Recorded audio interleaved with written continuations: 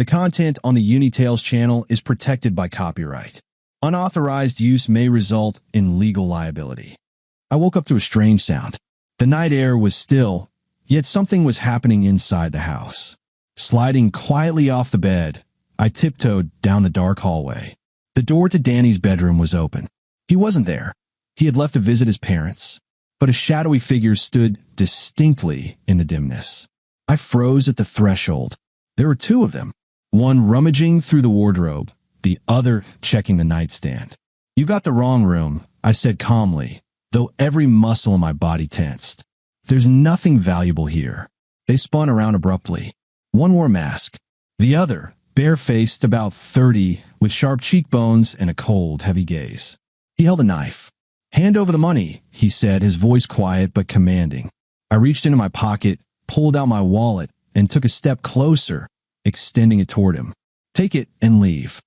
The masked one snatched the wallet and stuffed it into his pocket. The man with the knife didn't move, his eyes still locked on me.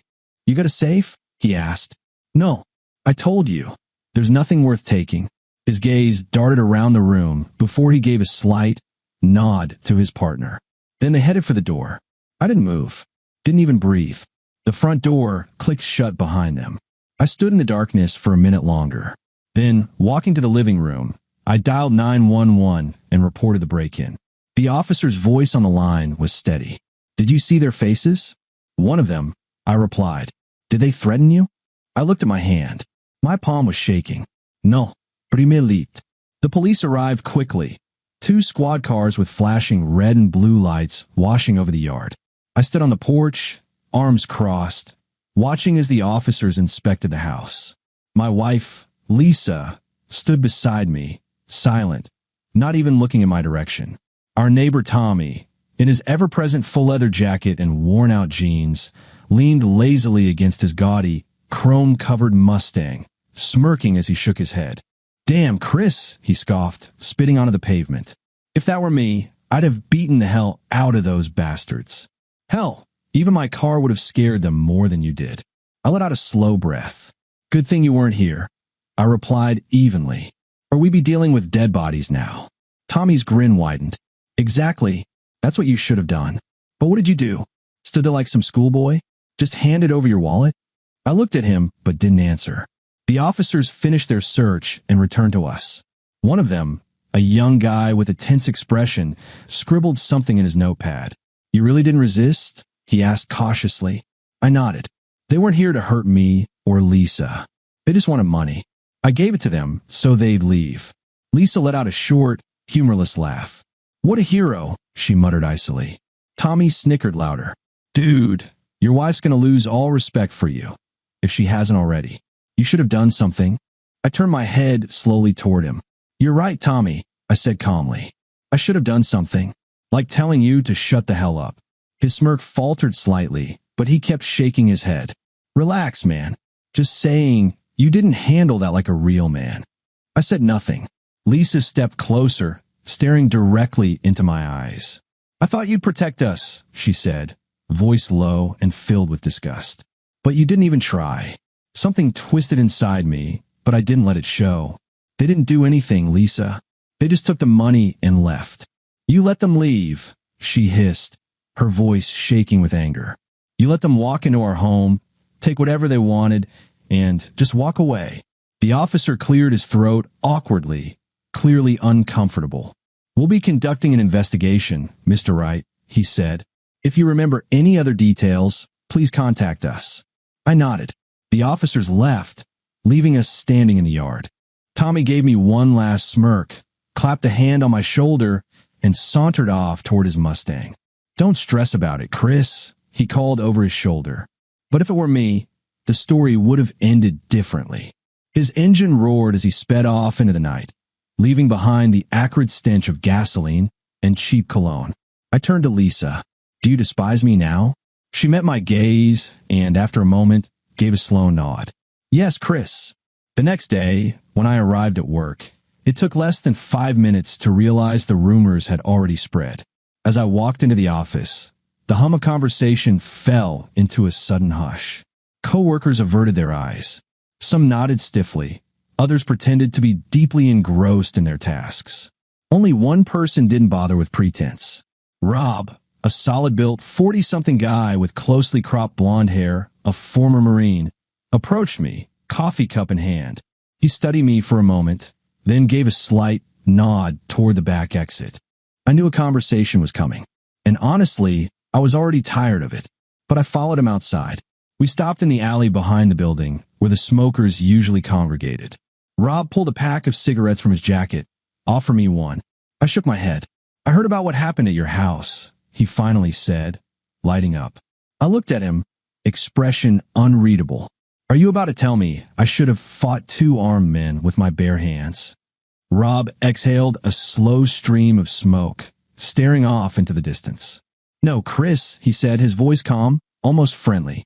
"I'm saying next time, you should be ready." He reached into his pocket and pulled out a small black case, holding it out to me. "A Glock 19, he said quietly. "Compact, reliable, fits perfectly in the hand. If you'd had this that night, you wouldn't be feeling like this now." I looked at the case, but didn't reach for it. "You think it's about the gun?" I asked, a bitter smirk curling my lips. "You think if I'd had a gun, it would have changed anything?" Rob shrugged. "Maybe, maybe not, but at least you would have had a choice." I met his gaze. If I'd started shooting, there could have been a bloodbath. Maybe I would have been killed. Maybe Lisa would have gotten hurt.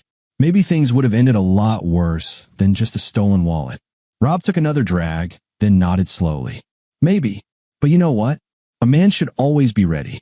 If it hadn't been just some burglars, if it had been worse, you'd be thinking differently right now." I closed my eyes for a moment, then exhaled. I don't want to live with a gun in my nightstand. I don't want to become the kind of person who sees a threat in every shadow. Rob was silent for a few seconds, then tucked the case back into his jacket. "Your choice, Chris," he said, without judgment, but with something else in his eyes. Disappointment. "But remember this, sometimes the only thing you have is a choice." He crushed his cigarette under his boot, turned, and walked back inside. I remained standing in the cold, staring into the empty alley. The judgmental glances and whispered gossip didn't bother me. Let them talk. Let them murmur in hallways, exchange knowing looks, and believe they understand who I am. Their opinions meant nothing. But everything changed when the phone rang. I saw my father's name on the screen and knew instantly something was wrong. He never called without reason, let alone in the middle of a workday. "Dad," I answered, and in that very moment, something twisted deep inside me. His voice was tense, unsteady, as if he was holding back panic. "Chris," he began, then hesitated as though struggling to find the right words. "Danny, he's been kidnapped." I froze, my breath turning to concrete in my lungs. "What?" My voice was quiet but firm. "Your mother and I are fine," but he inhaled shakily. "They took Danny. It happened fast. We were walking near the house, and a black van pulled up. 2 men jumped out. I didn't have time to do anything, Chris. They grabbed him, dragged him inside, and that was it." I gripped my phone so tightly my knuckles turned white. "Did you see the plates? Anything at all?" "No. They wore masks. It was planned." My thoughts scrambled, searching for something to latch onto, until a strange pattern started to form in my mind.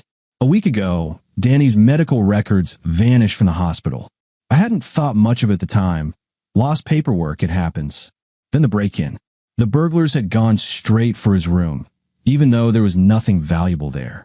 And now he'd been taken. This wasn't a coincidence. I spun around, grabbed my jacket, and stormed out of the office, ignoring the startled stares of my colleagues. The drive to the station felt endless.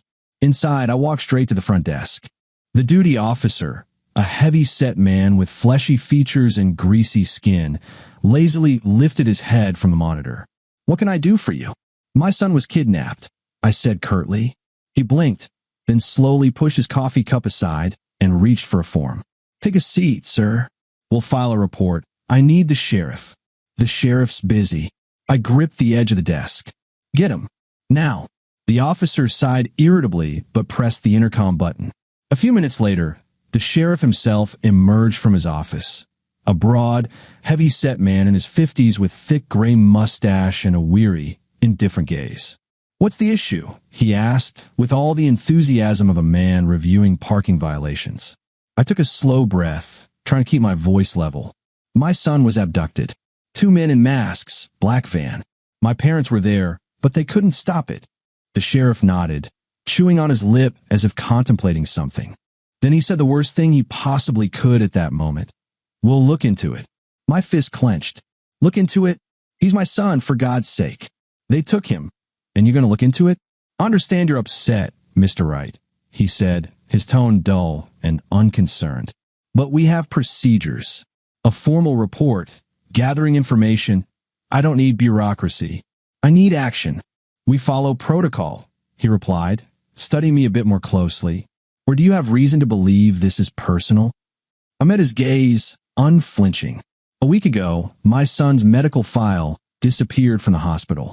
2 days ago, my house was broken into, and the only room they searched was his. And now he's been taken." The sheriff smirked. "Sounds like a coincidence." "Go to hell," I muttered, turning on my heel and slamming the door behind me.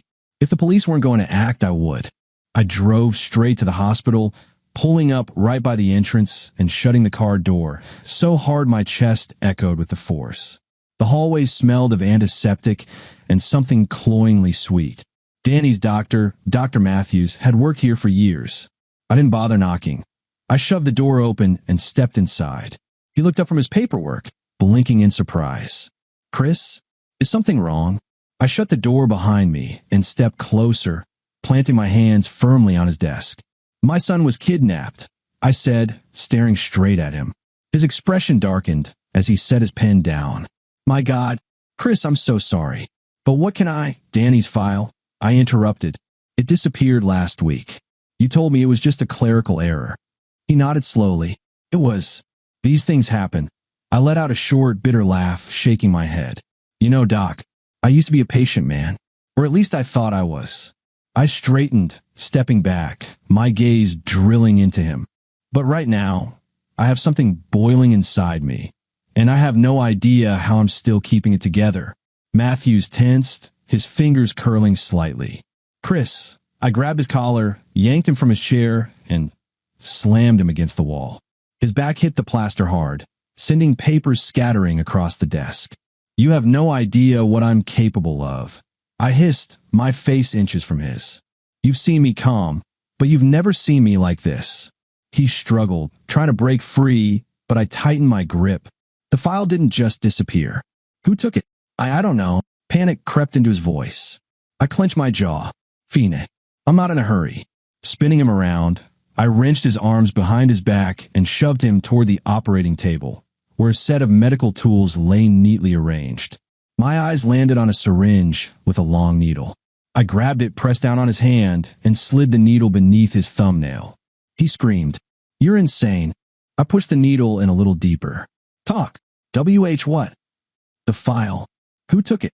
"I don't know. I just saw it was missing from the archives." I yanked the needle sideways. He let out a strangled cry, his breathing ragged. "Now tell me something useful." Okay, he gasped, nearly choking on his own fear. "I don't know who's behind this, but there was a guy. He came by a few times, always taking medical files. Different ones, but all with certain parameters. Name, Jack Hutton. That's all I know, I swear." I pulled the needle free and tossed the syringe into the sink. Then, gripping his collar again, I spun him around to face me. What is it?" "Organ trafficking." He swallowed hard, his eyes darting around the room. I don't know, but it seems like a selection process." I leaned in. "Where do I find Hutton?" "Matthews broke. He works at the morgue, sometimes picks up bodies, sometimes just checks records." I nodded and let go. He collapsed onto the floor, gasping for air. "If you lied about anything, I'll be back," I said, my voice low and lethal. "And next time, needles will feel like a fairy tale." Then I turned and walked out, slamming the door behind me. Now I had a name, a lead, and if even one of those bastards laid a hand on my son, I would make them regret ever being born. I pulled up to the morgue in the dead of night, when the place looked even grimmer than usual. Rain hammered against the car roof, and the neon signs in the distance blurred against the windshield, as if the city itself didn't want to witness what was about to happen here. Stepping out, I pushed open the heavy metal door and walked inside. The stench of formaldehyde and decaying flesh hit me, but I couldn't care less. Behind a steel partition stood Jack Hutton, tall, skinny, greasy-haired, with dark circles under his eyes. He lazily chewed gum, eyes glued to the computer screen. I walked up to him and, without a word, threw a photo of Danny onto the desk. "Where is he?" Hutton glanced at the picture, then at me, slowly chewed his gum, and snorted. "Who the hell are you? Never seen this kid before." I said nothing, just stared. He smirked, leaned forward. "Listen, buddy, if your brat wandered off, try looking for him at playgrounds, not a morgue." I gave a slow nod. Then I grabbed him by the hair, slammed his head into the metal table, and pinned his face down. "Try again," I said calmly. Hutton choked, struggled, but I held him firm. "You're out of your damn mind," he spat, blood and gum hitting the floor. "Maybe." I tightened my grip. "Where's my son?" He sneered through split lips. "You're making a big mistake. You're stepping into something you don't understand. These people will tear you apart. If you walk away now, you might just live." Slowly, very slowly, I turned his head, forcing him to look me in the eye. "And if I don't, then you're a dead man," he hissed. Something inside me snapped. The last restraint holding back the primal fury boiling inside me for years simply vanished. I grabbed a scalpel from the table, drove it through Hutton's palm, and pressed it deep into the metal, pinning his hand to the desk. He howled. "Your people took my son." I growled. "Talk." He thrashed, jerked, tearing his own flesh further. "Shit. All right, he groaned. But it wasn't enough. I grabbed a corpse hook from the wall and drove it into his shoulder, deep, all the way to the cartilage. Hutton screamed, tears spilling from his eyes. "Talk before I start doing to you what you do to the dead," I whispered into his ear. All right, he gasped between ragged breaths. I leaned in closer. "Did they select them by compatibility?" he rasped.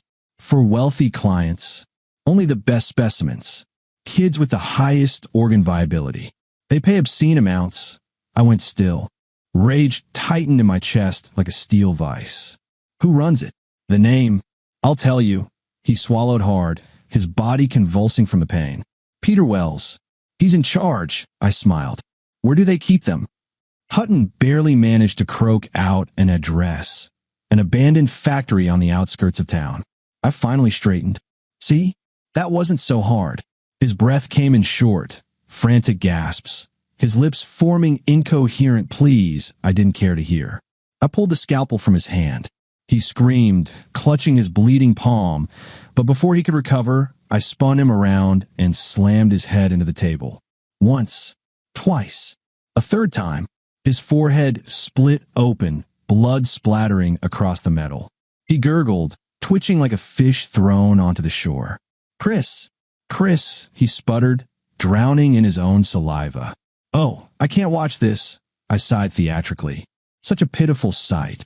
Let's make you more fitting for this morgue." I grabbed a bone saw, the kind used to cut through ribs during autopsies, and dragged it across his stomach. Hutton convulsed, but I held him firm. "At least now, you'll match your workplace," I muttered, watching the light fade from his eyes as I pressed the air from his lungs until he was finally, mercifully silent.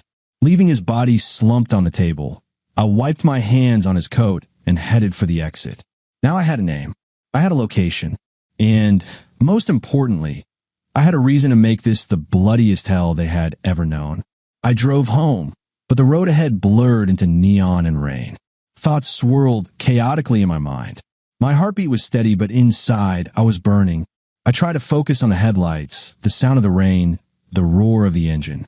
But my memory dragged me back to where it all began. I was an undercover agent, the best at what I did. I worked in a world most people couldn't even fathom. My assignment back then had been simple: track down child traffickers, infiltrate their network, gather intel. I was supposed to wait for backup. But when I stepped into that basement, the stench of rot, blood, and urine hit me first.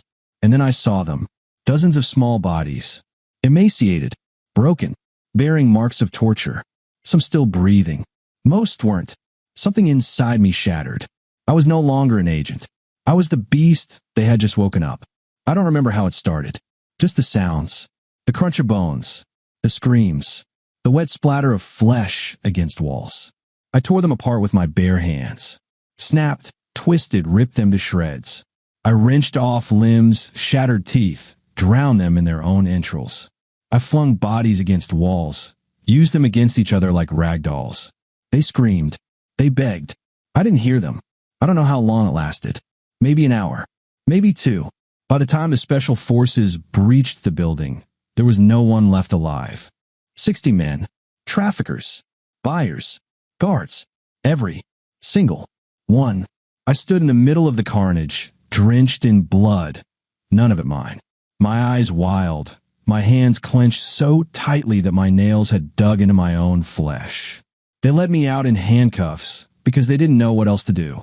I was sent to rehabilitation. They made me watch the footage frame by frame. They forced me to see myself killing them, ripping them apart like an animal, washing blood from my face only to step forward and do it again. They taught me to control my rage. They made me forget. You can't keep doing this, Chris, they told me. You need to walk away, find a normal life. And I did. I built myself a different reality. A wife, a son, a home, a job. I hid behind it like a wall. But now the wall had cracked. I could feel the beast stirring inside me, waking up. I had done everything to keep it locked away. But now I wasn't sure I wanted to. My grip tightened around the steering wheel, skin pulled taut over my knuckles. Boss, address. I was going to burn them all down. And this time, no one would stop me. I stepped into the house, and silence greeted me like an old friend I had no desire to see. No footsteps, no rustling, not a single sound except my own breath. Lisa was supposed to be here, but the house was empty. Slowly, I walked through the rooms, instinctively checking the corners, even though I knew no one was lurking in the dark. The coats and jackets were still in the closet. Her towels hung neatly in the bathroom, and on the kitchen table sat a mug with the remnants of her morning coffee. Everything looked as if she had just stepped out for a moment and would be back any second. But I had stopped believing in coincidences a long time ago. I headed for the bedroom and opened the wardrobe, pushing aside stacks of clothes. Behind them was a small safe. The code was burned into my memory. 2 turns left, 3 right, a short click, and the door creaked open like the mouth of a frightened man before his first scream. Inside was everything I needed. I reached deep and pulled out a black tactical bag, methodically filling it with weapons. First, the Glock 19, compact, reliable, never asked questions. Then the Beretta M9, a gift from an old friend who was no longer with me. 2 magazines of armor-piercing rounds, 2 with standard ammo. Next, the semi-automatic rifle disassembled, but I could put it together in the dark blindfolded. A knife, military grade, serrated edge. I tested the balance, tightened my grip. Perfect. I left the grenades. For now, the bag zipped shut with a quiet click, sealing away something lethal. Throwing it over my shoulder, I stepped out of the house, feeling the strange, almost comforting weight pressing against my back. Then, out of the corner of my eye, I caught movement in the window of the neighboring house. The curtains shifted. A familiar silhouette, a woman's shoulders, long hair. Her shape, unmistakable. I froze, but inside, the fire had already begun to burn. My gaze drifted toward Tommy's car parked outside. His beat-up Mustang gleamed under the streetlights. I took a step, then another, reached the door, and pushed it open without knocking. It wasn't locked. A soft glow from a table lamp bathed the living room. The air was thick with a sickly mix of cheap cologne, sweat, and Lisa's perfume. The one I had bought for her.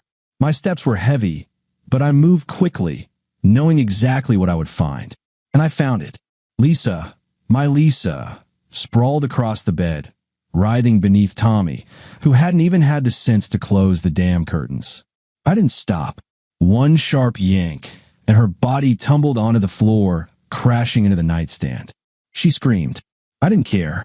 Tommy turned, blinking like a dumb animal. But before he could get a single word out, my fist slammed into his jaw. A crack. Something soft gave way beneath his skin. He collapsed to the side, clutching his face. I didn't give him a chance to recover. Grabbing him by the hair, I yanked him up and slammed his face into the wall. Blood sprayed across the wallpaper. He groaned, but I wasn't finished. "It's been going on for a while," he rasped, spitting out a tooth. "A long time, Chris. You're not a man. Your wife came to me." Lisa, clutching her head, slowly pushed herself up from the floor. There was no fear on her face, only contempt. "He's right," she said coldly. "You're weak, Chris. It disgusted me to be around you and your son every day. My son, the son they took from me. And she..." Something inside me shattered. I turned back to Tommy and drove my elbow down onto his knee. It snapped like a dry branch underfoot. He screamed. I smiled. "Well, since it's been a while," I muttered, grabbing his wrist. "Let's see how long it's been since this broke." I twisted it backward. A crack. A scream. The other knee. The other wrist. I tied his arms and legs together in a knot, forcing his head near his own crotch. "Well, now you can suck yourself off, you piece of shit." When he finally stopped writhing, I turned to Lisa. She opened her mouth, but I was already walking to the bathroom. Came back with a toilet brush. "Let's clean out that filthy throat of yours, darling," I sneered. Her eyes went wide, but it was too late. I rammed the bristles down her throat, twisting, pushing deeper. Her stupid, arrogant face finally twisted in horror. While she gagged and choked, I rifled through Tommy's pockets. His Mustang keys dropped into my palm. I grabbed my bag and stepped outside, tossing a whiskey bottle and a burning match behind me. A little warmth for their romantic evening. Then I opened the car door, threw the weapons onto the passenger seat, slid behind the wheel, started the engine. Now, I had everything I needed. They wanted to take my son? They better pray I don't take everyone they've ever loved. Rain sizzled on the Mustang's hot hood as I killed the engine. The old factory loomed ahead, a hulking mass of steel and concrete. Inside, the ones who took my son were waiting. I stepped out, slinging the bag over my shoulder. It was time to hunt.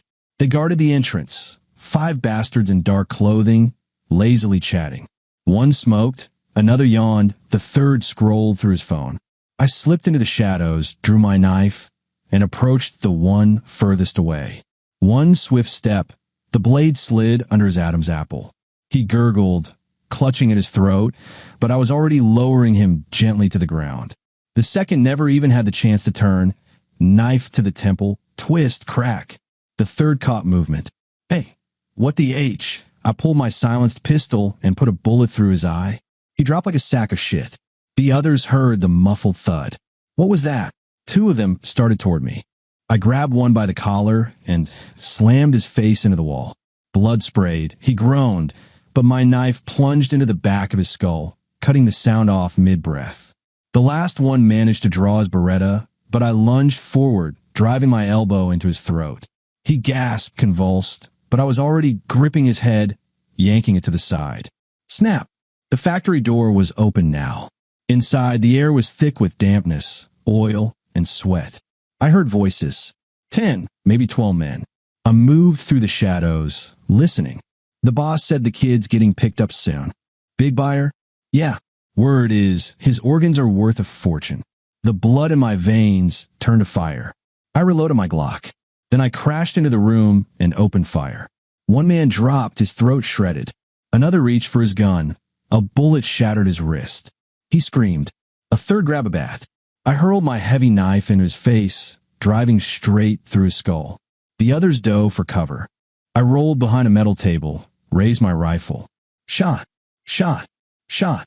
3 bodies hit the ground. 2 more slumped against the walls, bleeding out. The last one saw what was happening and made a run for it. I caught up and slammed his head into a concrete pillar. He howled. I hit him again, then again, until I heard the crunch of bone. Only one room left. At least 10 men inside.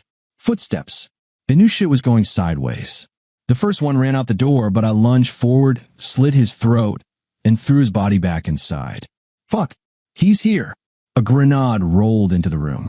Boom. Screams. I stepped through the smoke and started firing. Bullets tore through flesh, dropping them one by one. One of them ducked behind a table.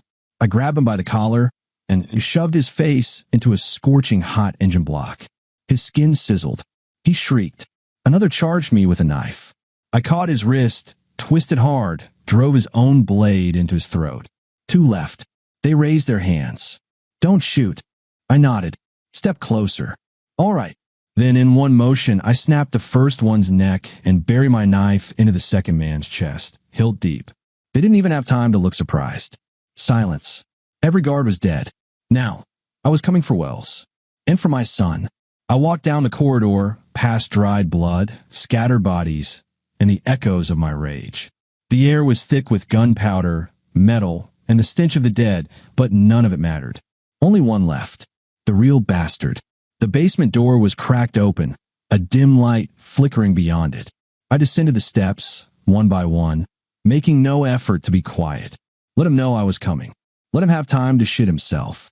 When I stepped into the room, Peter Wells was sitting behind a massive oak desk, still dressed in a suit, as if he believed he was a businessman and not a soon-to-be slab of dead meat.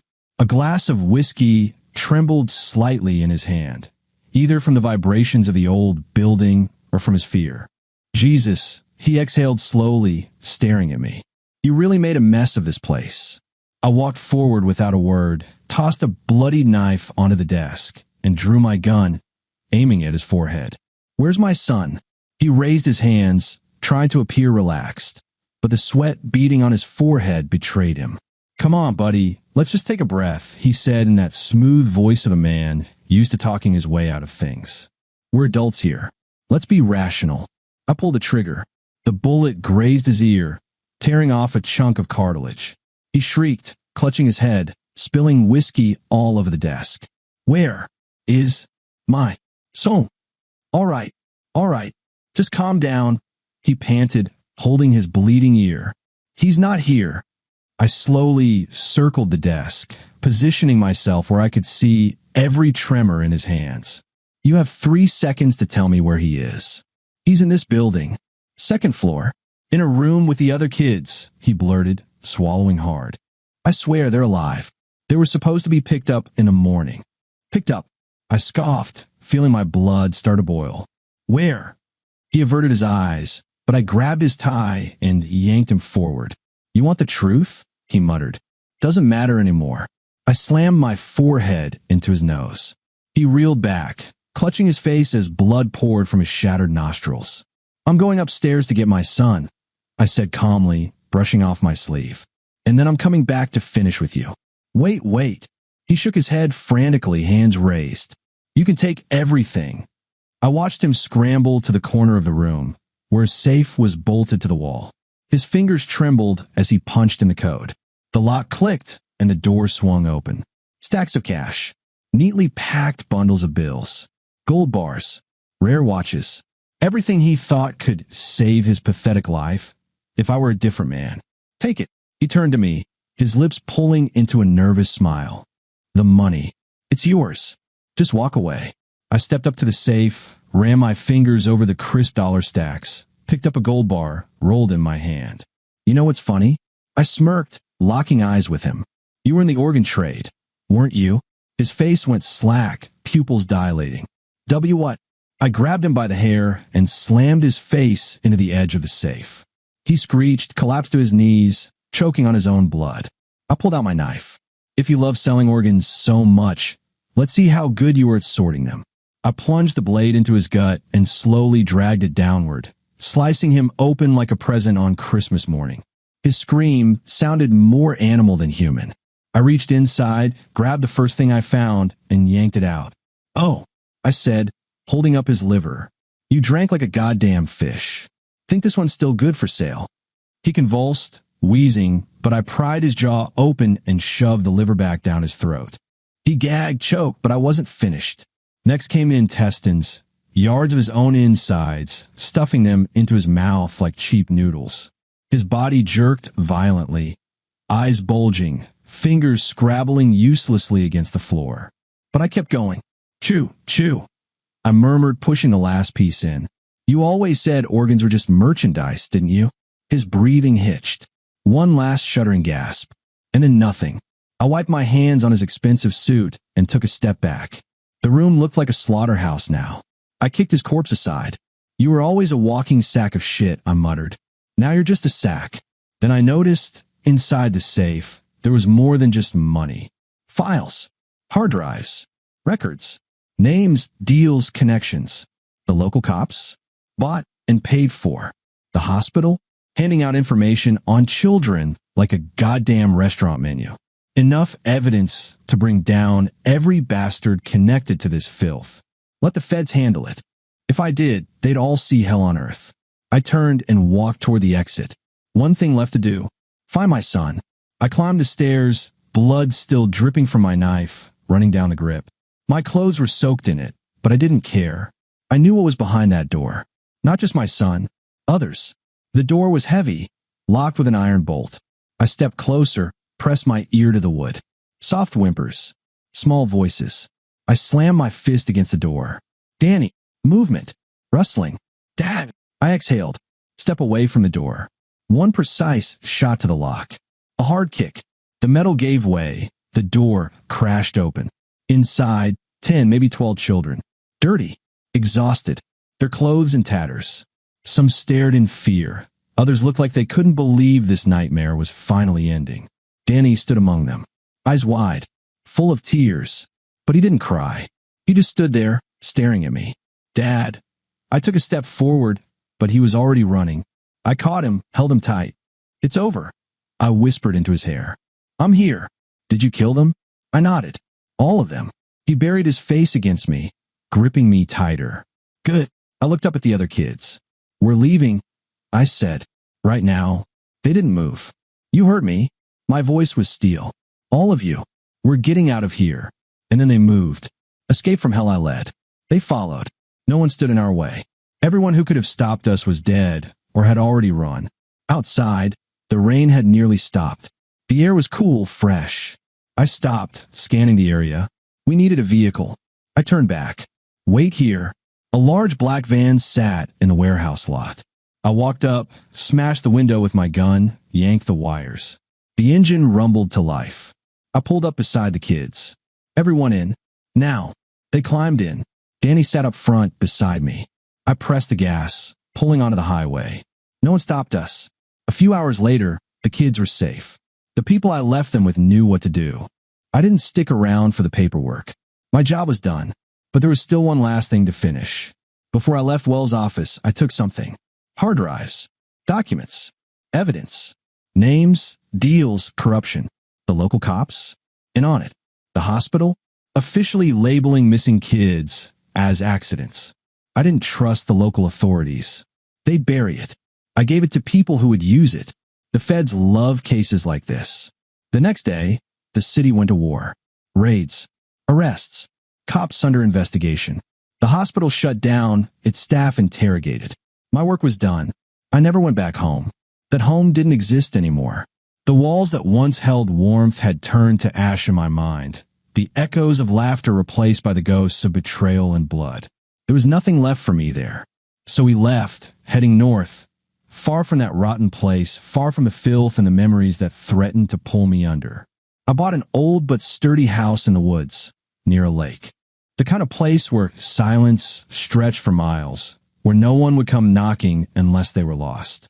No neighbors, no prying eyes, just peace. Danny started a new school. He blended in, made friends, smiled like nothing had ever happened. Kids are resilient like that. Me?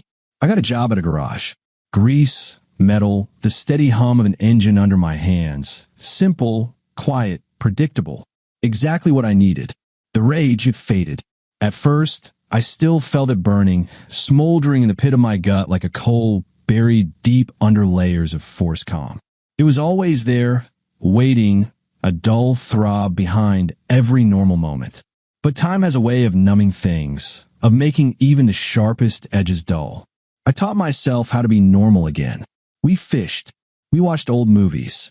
I sat on the couch, listening to Danny's laughter, letting it patch over the holes inside me. I let myself believe that everything was right again, that I could move on, that I could bury it all, the blood, the screams, the bodies left in my wake. But I knew one thing.